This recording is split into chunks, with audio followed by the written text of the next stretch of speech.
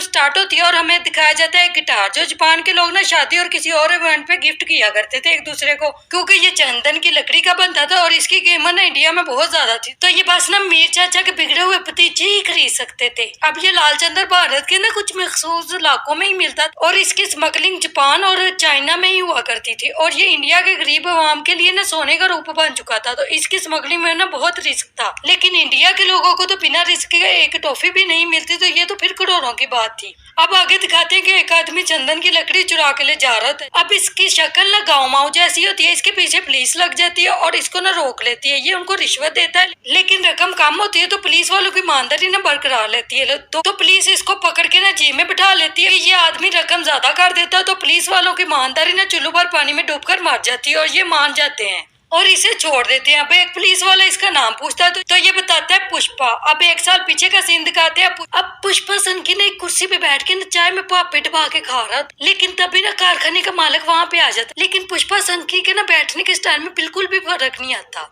तो तभी वहाँ ना मैनेजर आ जाता है और ये पुष्पा सनकी से कहता है ये कारखाने का मालिक है, इनके सामने तुम्हें नागन डांस करना था, सॉरी मेरा मतलब कि इनके सामने तुम्हें खड़ा होना था। तो पुष्पा सनकी कहता है मुझे ना काम ही नहीं करना, मेरा हिसाब कर दो। तो मैनेजर ना पुष्पा सनकी को 100 का नोट एक्स्ट्रा देता है। तो पुष्पा सनकी बोलता है मुझे नहीं चाहिए ये नोट, तुम अपने मालिक को दे देना, वो इंस्टाग्राम पे जाके ना फर्जी फॉलोअर बढ़ा लेगा। तो यहाँ पर एक सूरज ग्रहण लगा ना केशव होता है, जो पुष्पा का स्टाइल देख ना इम्प्रेस हो जाता है और पुष्पा को कहता है भाई मुझे भी साथ ले जाओ, मुझे भी अपना चमचा बना लो। अब ये पुष्पा के ना पीछे पीछे चल देता है। अब आगे के सीन दिखाते हैं कि पुष्पा सनकी की माँ ने ना किसी से उधार लिया होता है, तो ये आदमी ना पुष्पा सनकी के घर पैसों के लिए स्यापा डालने आ जाता है। तो यहाँ ना सारे वेले लोग इकट्ठे हो जाते हैं और पुष्पा सनकी अपने घर की भैंस बेच के ना उधार चुका देता है और इस आदमी से ना सब वेले लोगों के घर जाके ना माफी मंगवाता है और बोल लो पुष्पा सनकी ने ना उधार वापस कर दिया है। अब ये काम के लिए ना जंगल में चल जाता है। अब इसे ना पता ही नहीं होता कि जंगल में मंगल का काम चल रहा है, मेरा मतलब स्मगलिंग का काम होता है। तो यहाँ पर ना लाल चंदन की लकड़ियां काटी जा रही होती है, तो पुष्पा भी लकड़ियां काटने लग जाते हैं। इतनी देर में ना एक आदमी सीटी मारता है, तो सब समझते हैं कि इसे बचपन में जो स्टोरी में पढ़ी ने लकड़हारे कुकड़ा हरा दिया था ना वो मिल गया, लेकिन ये इनको ना पुलिस आने का सिग्नल देता है, तो सारे भागने लगते हैं। तो ये पुष्पा सनकी इनको बोलता है रुक जाओ चवला, इतना सारा चंदन छोड़ के ऐसे ही चले जाओगे क्या, तुमको पैसे नहीं चाहिए? तो फिर पुष्पा सनकी ना इनको मोटिवेट करने के लिए ना पोएम सुनाता है। हम गरीब है, हमारी कोई पूछता नहीं है,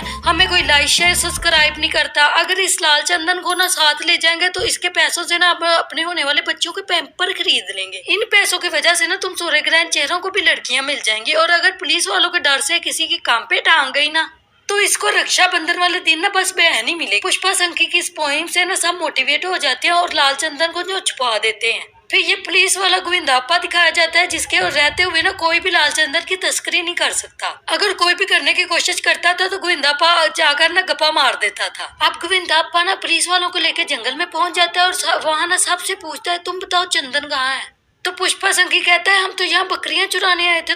तो गोविंदाप्पा कहता है घास कहाँ है? तो ये कहता है बकरियां खा गई। तो गोविंदाप्पा बोलता है बकरियां कहाँ है? तो पुष्पा सनकी बोलता है अब घास खाकर बकरियां कहाँ रुकने वाली थी, घास खाकर रात का इकट्ठा करके वो तो चले गई। मतलब पुष्पा सनकी के अंदर ना हर एक से पंगा लेने का कीड़ा होता है। तो गोविंदाप्पा पुष्पा के ना गनपटी पे गान रख देता है और इसके पीछे खड़े सारे चवल ना गोविंदाप्पा के डर से ना चले जाते हैं। अब पुष्पा सनकी और केशव दोनों चंदन बेचने जाते हैं, लेकिन तभी ना वहाँ गोविंदाप्पा बहुत सारी फौज लेकर पहुंच जाता है। फिर पुष्पा चवल और सभी मिलकर ना पुलिस वालों को मारने लग जाते हैं। तो पुष्पा पुलिस वालों को ना भीड़ में गिरा छोड़ के ना ट्रक लेके 9-2-11 हो जाता है, लेकिन पुलिस वाले ना फिर भी पुष्पा को पकड़ लेते हैं, लेकिन लकड़ियां इनके हाथ नहीं लगती। अब ये पुलिस वाला ना पुष्पा से सारी मार जो पुष्पा की वजह से इसको पड़ी थी उसका ना बदला लेता है, लेकिन पुष्पा इतनी मार खा के ना डीठो की तरह हंसता ही रहता है। जब कुछ नहीं ना बताता तो ये गंदे मुंह वाला पुलिस वाला बोलता है तुम छोड़ दो। तो मैं पूछता हूँ पुष्पा सनकी से, ये पुलिस वाला ना इससे इसके बाप का नाम पूछता है, तो पुष्पा को ना अपने बचपन की याद आ जाती है। अब एक स्कूल का सीन दिखाया जाता है जहाँ पुष्पा सनकी की माँ इसका ना एडमिशन करवाने स्कूल जाती है। प्रिंसिपल ना पुष्पा से इसके बाप का नाम पूछता है और वो बता भी देता है। अब इसका ना बड़ा भाई वहाँ पर आ जाता है और कहता है तुम मेरे भाई नहीं, और प्रिंसिपल को भी बोलता है इसके नाम के साथ ना मेरे अब्बा खजूर का नाम नहीं लगेगा। अब 3 भाई दिखाए जाते हैं जो बहुत बड़े गुंडे होते हैं, जो लाल चंदन की सारी तस्करी करते हैं, जिसमें पहले का नाम होता है जोली रेड्डी, दूसरे का नाम होता है जग्गा रेड्डी और तीसरे का नाम होता है कोंडा रेड्डी। अब जो पुष्पा ने माल छुपाया होता है ना वो इन्हीं लोगों का होता है। तो ये पुष्पा से अपने माल मांगते हैं तो पुष्पा ने इनके साथ एक डील कर लेता है। वो इनके साथ ना एक शर्त रख लेता है 5 लाख रुपया और अपनी रिहाई की। वो इसकी बात मान लेते हैं और फिर पुष्पा संकी इनको ना इस जगह पर लेकर जाता है जहाँ पर लाल चंदन छुपाया होता है। वो सारा माल ले लेते हैं और पुष्पा को ना 5 लाख दे देते हैं। फिर वो जा ही रहे होते हैं कि पुष्पा उनके साथ ना कार में बैठने लगता है तो वो इसको ना गाड़ी में बैठने नहीं देते, जिस पर पुष्पा संकी को ना गुस्सा आ जाता है, जैसे कि वड्डी फुफ्फो को नहीं आ जाता दूल्हे की कार में ना बिठाने पर। तो पुष्पा संकी केशव से बोलता है मुझे भी एक ऐसी कार ला के दो। केशव इसे ना कार ला कर दे देता है, जिस पर पुष्पा चवल अपनी माँ के साथ पानी भरने जाता है और भाइयों के घर के सामने ना शोखियां मार कर आता है। अब कोंडा रेड्डी पुष्पा को ना अपने साथ बुलाता है। इसको बहुत गुस्सा आ रहा होता है। इसका माल ना गोविंदा अप्पा पकड़ लेता है हर बार। तो ये पुष्पा संकी से ना मशवरा मांगता है। तो पुष्पा अकेले में ना इसको एक मशवरा देता है कि हम लोग ना दूध की गाड़ियां लेकर जाएंगे। इसके ऊपर वाले हिस्से में ना दूध होगा लेकिन नीचे वाले हिस्से में ना पीला चंदन होगा। अब इसको ना ये आइडिया बहुत पसंद आता है और इसके आदमी ना फॉलो करने लग जाते हैं। और चंदन की लकड़ियां ना ऐसे ही कुछ माह आर पार होती रहती हैं और पुलिस वालों को ना पता भी नहीं चलता। अब कोंडा खुश होकर पुष्पा चवल को 5 लाख के बजाय ना 1 करोड़ देता है। अब पुष्पा संकी कहता है मुझे ना 1 करोड़ नहीं 4 लाख चाहिए क्योंकि मैं 4 टके का ना पार्टनर बनना चाहता हूँ। तो अब केशव ना पुष्पा संकी से पूछता है तुमने अपना नुकसान क्यों करा, जिस पर पुष्पा चवल बोलता है अगर मैं 1 करोड़ ले लेता तो मैं इसका ना नौकर बन जाता, इसलिए मैंने 4 लाख लिए, मतलब 4 टके का पार्टनर बन गया। अब हीरोइन की एंट्री होती है जिसका नाम होता है शिवल्ली, जिसे देखते ही पुष्पा ना इस पर लट्टू हो जाता है। अब ये हर रोज ना इसके आगे गाने गाता है। तेरी शक्ल गंदी पासी तो बर्फी कल की। लेकिन शिवल्ली इसको ना एक बार भी नहीं देखती। अब नल्ली और इसकी सब दोस्तें ना फिल्म देखने जा रही होती हैं कि इनके पास ना पैसे कम पड़ जाते हैं, जिस पर केशव इसकी सहेली को बोलता है पैसे ले लो मुझसे लेकिन ना एक शर्त है, शिवल्ली को बोलो कि कल जाकर ना पुष्पा को देख के मुस्कुराना। अब ये लड़कियां ना इसे पैसे ले लेती हैं और मान जाती है। अगले दिन ना शिवल्ली मंदिर पे जाती है और पुष्पा को देख के ना मुस्कुरा देती है। अब पुष्पा संकी को ना पता चल जाता है कि केशव ने ना मुस्कुराने के पैसे दिए थे उन लड़कियों को। तो पुष्पा संकी ने इस पर बोलता है कि तुम ना फिर उनको पैसे दो और उनकी दोस्ती शिवल्ली को बोलो कि मुझे किस करे। केशव उनके पास जाता है और उनको ना फिर से किस करने पे मना लेता है। अब शिवल्ली ना अगले दिन पुष्पा संकी को किस करने जाती है और वहां पर ना रोने लग जाती है। तो पुष्पा चवल उसको बोलता है बहन तू रो क्यों रही है, जिस पे शिवल्ली बोलती है कि मैंने ना एक ख्वाब देखा था कि मैं ना अपनी पहली किस अपने हस्बैंड को दूं क्योंकि मैं एक मशकरी लड़की हूँ। अब ये रोने लग जाती है तो इसकी सारी सहेलियां ना पुष्पा और केशव के पैसे खाकर बिन किसी करे ही चली जाती हैं। अब गोविंदा अप्पा को ना पता चल जाता है कि दूध के नीचे माल है। वो माल शिवल्ली का बाप लेकर जा रहा था। अब पुलिस वाला ना इसे पकड़ लेता है और एक डील करता है, अगर तुम लोग ना मेरी मदद करोगे तो मैं तुमको ना जेल से भी बचा लूंगा और 50 लाख रुपए भी दूंगा। और मदद ये होती है कि गोदाम में ना माल आने वाला होता है और तुमने ना उसका मुझे खबर देनी है। अब मंगल सिन्हा से मुतारफ कराया जाता है जो ना तस्करी का बाप होता है। यहाँ तक कि कोंडा रेड्डी का भी हेड होता है। इसके माल की ना इन्फॉर्मेशन पुलिस वालों को मिल जाती होती है, इसलिए ना ये सारा अपना माल ना कोंडा रेड्डी के पास रख देता है। अब पुष्पा चवन ना जब कोंडा रेड्डी के गोदाम में जाता है तो इसको ना कोंडा रेड्डी की कॉल आती है और वो बोलता है गोदाम में ना छापा पड़ने वाला है और पुलिस ना वहाँ 10 मिनट में वहाँ पे पहुंच जाएगी। तो पुष्पा चवल बोलता है तुम्हें 10 मिनट पहले याद आया। फिर इसके दिमाग की बत्ती चलती है और ये सारा चंदन ना डैम में बहा देता है। पुलिस सारा माल बहने के बाद वहाँ पर पहुंचती है, इन्हें वहाँ पर ना कुछ भी नहीं मिलता।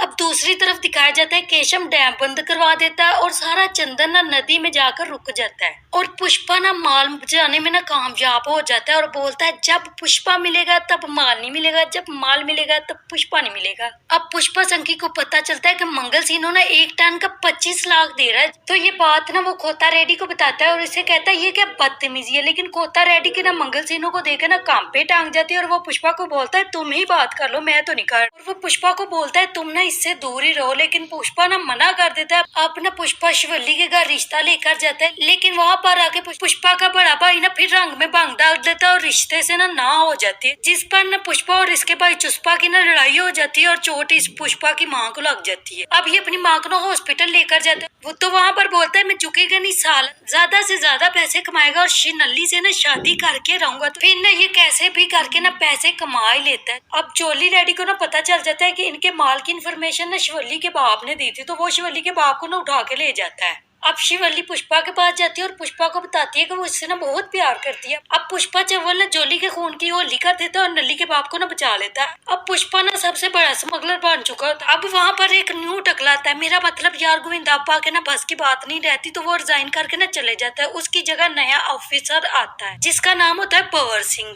जो ना बहुत ही जालिम पुलिस वाला होता है। अब पुष्पा के ना शादी का दिन करीब आ जाता है और अब पुष्पा ना अपनी शादी का कार्ड भंवर सिंह को देने जाता है और साथ में 1 करोड़ रुपया भी देता है। लेकिन भंवर सिंह ना इसकी बहुत बेइज्जती करता है और बोलता है, देख मेरी वर्दी से मेरी कितनी पहचान है और तेरे नाम के साथ तो तेरा बाप का नाम भी नहीं जुड़ा हुआ। अब पुष्पा ना उठ के आ जाता है। अब पुष्पा बड़ी ही चालाकी से ना भंवर सिंह से दोस्ती कर लेता है और पुष्पा की शादी का दिन आ ही जाता है। लेकिन पुष्पा मंडप के बजाय ना भंवर सिंह के साथ बैठा शराब पी रहा होता है और इसको अपनी बेइज्जती याद दिलाता है। तो इस बार ना पुष्पा संग की गन उठाकर भंवर सिंह के सारे कपड़े उतार देता है और बोलता है, देख तुम वर्दी के बगैर जाएगा ना तो तेरा कुत्ता भी नहीं पहचानेगा और मैं जाऊंगा ना तो मुझे हर कोई पहचान लेगा, क्योंकि पुष्पा एक ब्रांड है। और वहां से ना अपनी शादी में चला जाता है। जब पुष्पा वापस आता तो सब इसको ढूंढ रहे होते हैं, इसको देख के ना सब खुश हो जाते हैं। और दूसरी तरफ ना भंवर सिंह का कुत्ता भी उसे नहीं पहचानता, जिस पर ना भंवर सिंह इसको गोली मार के मार देता है। अब मंडप में ना शिवल्ली पुष्पा से पूछती है, तुम्हारी किसी से लड़ाई तो नहीं हो गई? जिस पर पुष्पा संकी बोलता है, नहीं लड़ाई नहीं, बहुत बड़ी जंग ली है। और मूवी का ना एंड हो जाता है। तो कैसी लगी है वीडियो मुझे कमेंट्स करके जरूर बताना।